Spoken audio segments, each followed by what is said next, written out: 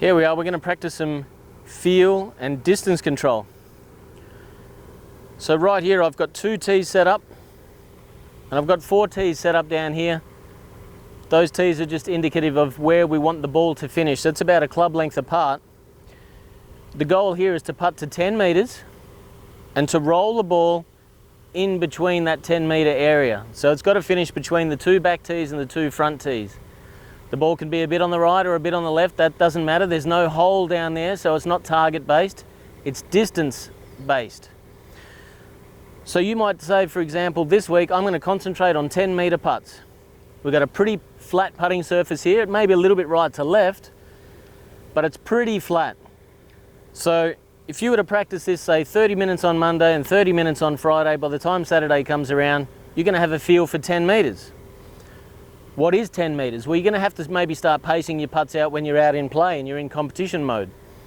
You'll certainly see some of the best players in the world doing this stuff. They're pacing out how far their putt is. So if you get the feel for 10 metres, super. You could virtually do this by the end of maybe a half an hour's practice with your eyes shut and feel what 10 metres looks like. Now I've already hit a couple that have been pretty successful. So the idea behind this game is that if your putt stays short of the first 2 tees, you get minus a point. If it finishes in between the tees, you get plus 1 point. If it goes too long, it's a minus point. And if it hits those front 2 tees, it's plus 5 points. We then want to maybe gauge this, mark it down, put it in a little diary, and just see if you've improved over, let's say, a few months. You might do this for, like I said, Monday, Friday, half an hour.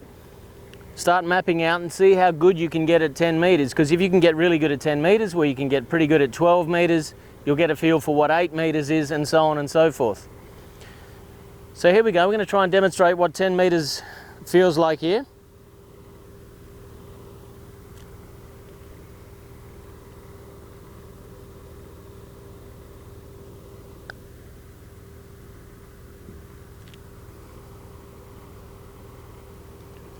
Okay, so that one hit the tees. So I just got plus 5 points. That's going to help my diary or my checklist in a couple of weeks' time. I'm going to hit another one here.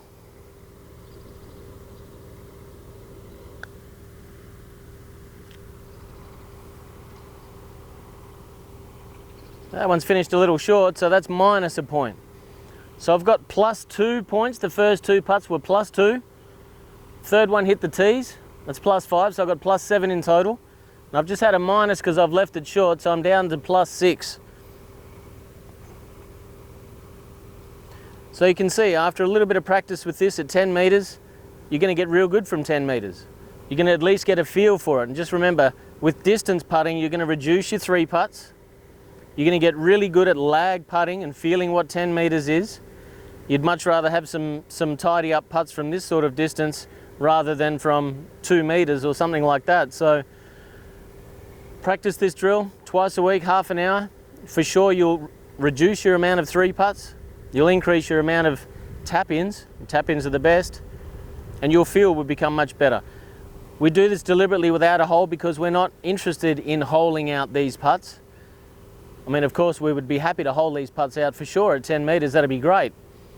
But your average tour professional is really only holing maybe 1 in 20 of those. That's about 5%. So if the best in the world are holing 5-7% of these putts, there's really no value in you actually putting to a hole. You'd be much better off putting to distance rather than a true target, which is the hole. I hope this improves your distance putting. I hope this improves your level of 3 putts. And I hope you become more confident over 10 metres.